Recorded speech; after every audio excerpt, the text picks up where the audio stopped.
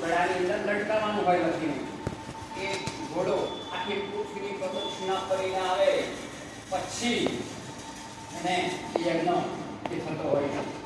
હવે આ સગા રાજા એ પોતે યજ્ઞ કરવા માટે તત્પર થયા. અશ્વમેધ યજ્ઞની તૈયારી કરી. આ યજ્ઞની અંદર ઘોડો એક કુટુંબ મૂકી. ત્યારે દેવોને દિશા થઈ. ઇન્દ્રદેવને થયું આ ગંગાજી અહીં ઉપર સ્વર્ગની અંદર છે એટલે પૃથ્વી પર જવા જોઈએ નહીં. એટલે એમણે એ જે ઘોડો હતો પૃથ્વી પર ફરતો હતો એ પૃથ્વી પર આવી અને એક ઋષિ હતા. એ ઋષિને ત્યાં કપિલદેવ ઋષિ હતા. એ કપિલદેવ ઋષિને ત્યાં આ ઘોડો બાંધી દેવામાં આવ્યો. ત્યાર પછી સગર રાજાના 60,000 દીકરાઓ હતા. બે એમની પત્ની હતી. એક કેસરી હતી અને એક સુનેત્રી હતી. કેસરીને એક દીકરો હતો અને જે પેલી સુનેત્રી હતી એને 6 પુત્રો હતા. હવે બન્યું એવું કે આ જે યજ્ઞ સંપન્ન કરવામાં હતો અને દેવોને ઈચ્છા થઈ કે ઘોડો એકલા દેવ હતા ઋષિ એમને ત્યાં બાંધી દીધું. ઇન્દ્રદેવે આપી દીધી. ત્યાર પછી આમના જે દીકરાઓ હતા તે 60,000 દીકરાઓ એ ઘોડાને શોધવા માટે પુષ્પોની પ્રદક્ષિણા કરવા માટે નીકળ્યા. ત્યારે પછી પેલા ઋષિ હતા એ ઋષિને ત્યાં એ ઘોડો બાંધેલો હતો. એટલે એ ઋષિ તપશ્ચર્યાની અંદર હતા. કપિલદેવ ઋષિ એ પોતે ભગવાન પણ કહેવાતા હતા. ત્યાં કપિલદેવ ભગવાન એ પોતે તપશ્ચર્યાની અંદર લીન હતા અને તેવા જ સમયે જે 60,000 દીકરાઓ હતા ને એ દીકરાઓ શું કર્યું કે ઋષિને ફરા થઈ ગયા. તમારો ઘોડો દોરી લાવ્યો છે આમ કરીને. એટલે જ્યાં આમ કપિલદેવ ભગવાન આંખ ખોલે ને આંખની અંદર જે અગ્નિની જ્વાળા નીકળે ને 60,000 દીકરા ત્યાં ત્યાં એટલે જે પેલી કેસરીનો દીકરો હતો અંશુમન એ અંશુમન પણ આ ભેગો થતો પરંતુ એનો પૌત્ર હતો અંશુમાન. આ અંશુમાનને આજ્ઞા કરી સગા જાય કે જાઓ બેટા આપણા દીકરાઓ પાછા આવ્યા નહીં એટલે તમે જાઓ. એટલે આ અંશુમાન દીકરો એ પોતે એ જાય છે. ત્યારે જે પેલા ભગવાન હતા ત્યાં ઘોડો બાંધેલો હતો. એ ઘોડો કપિલદેવ ભગવાનને ત્યાં બાંધેલો હતો. એટલે આ અંશુમાન ત્યાં જાય છે. પરંતુ ભાઈઓ બહેનો વિવેક જુઓ. ત્યાં જઈ ઋષિ મુનિ છે આ જોડે કે વિવેક બતાવે અને પછી સ્તુતિ કરી અને પછી ધ્યાનમાં હતા કપિલદેવ ભગવાન એ તરત એ જાગૃત થયા. સ્વાગત કરી આવો બેટા બેસો શુદ્ધ ઋષિ.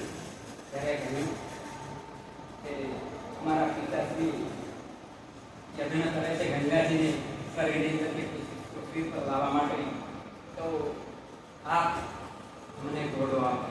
તો કેટલો વિવેક. પેલા જે પેલા 60,000 દીકરા આવ્યા હતા ને એમને પથરામાં આવ્યા વિવેક વગર તો એમને અગ્નિથી બળીને ભસ્મ થઈ ગયા. આ દીકરો કે અને કપિલદેવ ભગવાનને હાથ જોડીને હે પ્રભુ મારા ભાઈઓ હતા એમને સદગતિ થાય એવું તમે શ્રાપ આપો. નહીં નહીં વરદાન આપો. બોલે હા જાઓ.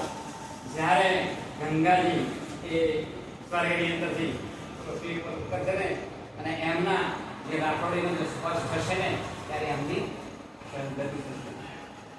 ભાઈઓ શું વાત છે. એક રાખોડીને જો આ ગંગાજીનો સ્પર્શ થાય તો સદગતિ મળે છે. તો આ જીવનની અંદર સાક્ષાત આપણે દેહધારી જો ગંગાજીની અંદર આપણે ધ્યાન કરીએ તો આપણો દેહ કેટલો પવિત્ર થતો હશે. દેહ તો પવિત્ર થાય છે પરંતુ હાથે હાથે આપણું મન પવિત્ર કરવા માટે એનું કોઈ સાબુ કે શેમ્પુ કામ લાગી શકતું નથી.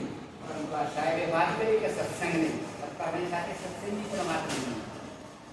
આવી રીતે જો સત્સંગ હોય તો વ્યક્તિની અંદરથી જે મન છે ને એની અંદર અનંત જન્મનો રગડો ને કાટ પડી ગયો છે. કામ, ક્રોધ, લોભ, ઈર્ષ્યા, તાવ, મારું આ કરે, આ નથી કરતું, આ પેલા કરે, મારા નથી કરતું, આવું બધું જે કંટાળો ભરી જે છે એટલે બધી ઘણા બધા પડના કંટાળા એ મન ઉપર લાગી ગયેલા છે. એ મનરૂપી કંટાળા એ ગંગાજી ધોવાતા નથી અને દેહ પવિત્ર થાય છે એ ધોવાય છે.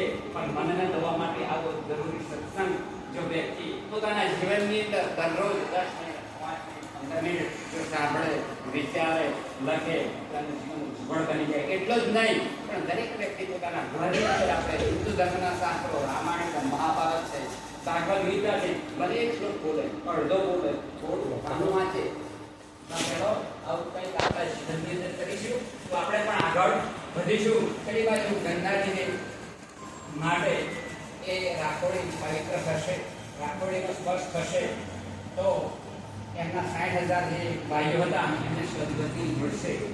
એમ શું માનને કોણ કહે છે? કોણ કહે છે?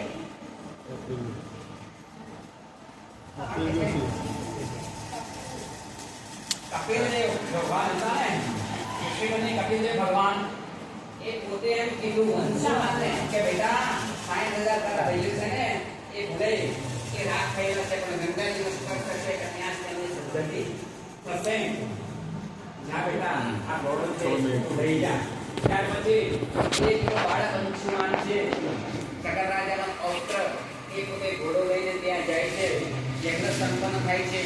પરંતુ ગંગાજી અવતરતા નથી, પરંતુ કે છે આકાશવાણી થઈને કે તમે હજુ વધુ તપસ્યા આગળ વધારો. ત્યાર પછી આ અંશુમાને તપસ્યા કરી. એમના જે દીકરો હતો દિલીપ, એ દિલીપ રાજા હતા. ત્યાર પછી એ દિલીપ રાજાએ પણ તપસ્યા આખી જિંદગી કરી છતાં પણ ગંગાજી અવતર્યા નહીં. ત્યાર પછી ભાગીરથી જે હતા ત્રીજી પેઢીએ ગંગાજી પૃથ્વી ઉપરથી નીચે ભાગીરથી ગંગા લેવા ચાલ્યા, હર હર હર હર હર હર મહાદેવ. આમ ભગીરથ એ ભગીરથી પણ કહેવામાં આવે છે ગંગાજીને, એટલે એનું નામ ભગીરથી પણ છે ગંગાજીનું. આમ ભગીરથી જે તપ કર્યું ને ત્યારે ગંગાજી એ પૃથ્વી પર આવ્યા. પરંતુ પૃથ્વી કે છે પૃથ્વી માતા, હું તો જીવી શકું નહીં, મને કોણ જીવશે? ત્યારે પછી મહાદેવને આજ્ઞા કરી, સ્તુતિ કરી. આંખો તારાને પડી, આંખો ઘડીએ ઘડી કષ્ટ કાપું, દયા કરી દર્શન આપું.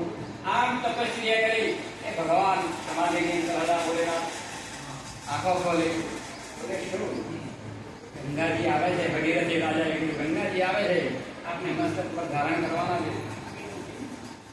ત્યારે પછી એમણે પોતે પાર્વતીજીને પૂછ્યું, ઓહો તમારા જો મસ્તક ઉપર ગંગાજી જો અવતરણ કરતા હોય તો શું આપો છે? પાર્વતીજીએ પણ બોલ્યું. એટલે પછી ત્યાંથી ગંગાજી એ ખડખડ ખડખડ કરતા સીધા બોલેલા અને જે જટા હતી ને એની જટાની અંદર ગળા પક્ષો સુધી ત્યાર પછી વિનંતી કરી એમને કે હવે તમે તો પૃથ્વી પર તો તમે અવતરણ એમ કે પૃથ્વી પરથી પ્રગટ આવ. ત્યાર પછી એક સ્વરૂપ હતું, એક સ્વરૂપ આકાશની અંદર રહી ગયું ગંગાજીનું, એને આકાશ ગંગા કહેવામાં આવે છે. બીજું સ્વરૂપ ગંગાજીનું એ પાટણની અંદર ગયું જ્યારે ગંગાજી એકદમ અવતરણ પૃથ્વી પર એમને મંદાકિની કહેવામાં આવે છે. ત્યાર પછી ત્રીજું સ્વરૂપ જે છે તે પ્રગટ આપણી પૃથ્વી ઉપર ગંગાજી એ સાક્ષાત એ હયાત છે. આ ગંગાજી પવિત્ર છે. ઘણી બધી એમ કે નદીઓ હોય, ઘણું બધું બીજી જગ્યાએ પણ પાણી હોય તો એ પાણી આપણે ભરી રાખીએ ને આમાં ભરી રાખીએ ઘણો બધો ફરક હોય છે. આપણા શરીરની અંદર જે ઔષધિઓ બને છે એની અંદર ગંગાજળ લેવામાં આવે છે કે લાંબા સમય સુધી એ ઔષધિઓને કાંઈ થતું નથી. માટે આપણે આ ગંગાજીનું રોજ પાન કરવું. કેવી રીતે સ્નાન કરતા હોય તો બોલવું ओम गंगे चयम्ने च सरस्वती गोदावरी कावेरी सिंधु च जलधि रक्तधानी पुष्पाणि च नमोऽयं पगे लागो जन सांकर नगर दूर को गंगा जी आई मन चंगा मन અસરોટમાં પણ મન ચંગા થવું જોઈએ. અમે ડોલનો પગે લાગો ગંગાજી આવી દો તરત આવી જાય. આપણા મનની અંદર એક તાકાત છે ને કે આપણે જેને યાદ કરીને એને તરત સામેથી ફોન આવે તો તમને આવું ઘણી વખત થતું હશે. એક દીવી થઈ જાય છે. કેમ? આપણા મનની હોય ને અંદર હોય ને એક સૈયામાં હોય ને ઓકે આવે માટે અત્યારના સમયની અંદર પણ ગંગાજી આપણી પાસે છે. તમે ઉપયોગ નહીં કરતા હોય કયા આ વરસાદ પડે છે ને ઉપરથી જે આકાશ ગંગા આવે છે 3 દિવસ એ જ પાણી નીકળ્યું કયું વરસાદ પૂરું થઈ જશે એટલે ફરતી પાછો ભરી દે. શરીરની અંદર ઘણી બધી આપણી પ્રકૃતિ કે રોગો એવા છે કે એ ઔષધિ પણ આપણે નષ્ટ કરી નાખે છે. આપણને એવો કોઈ ખ્યાલ નથી. આપણે શું કરીએ તો ફિલ્ટર કરી દઈએ ગીરી તો ફિલ્ટર નહીં પણ ભગવાને કહેવાય એક બે વરસાદ ભરી દેવાનો જેટલા પણ સારો હોય નકામાની હોય વાતાવરણની અંદરથી પડી જાય પછીથી તમે પોતાના વાસણની અંદર ભરી દો. આનંદથી જીવો કે મજા આવશે. ગંગાજી આપણે જાતે ગેસ પ્રગટ કરીને સ્નાન કરો. તમને ગંગાજી નામનું પુણ્ય મળશે. તમારી સચતી રહેશે. જય હિન્દ જય ભારત કૃષ્ણ કનૈયા લાલ કી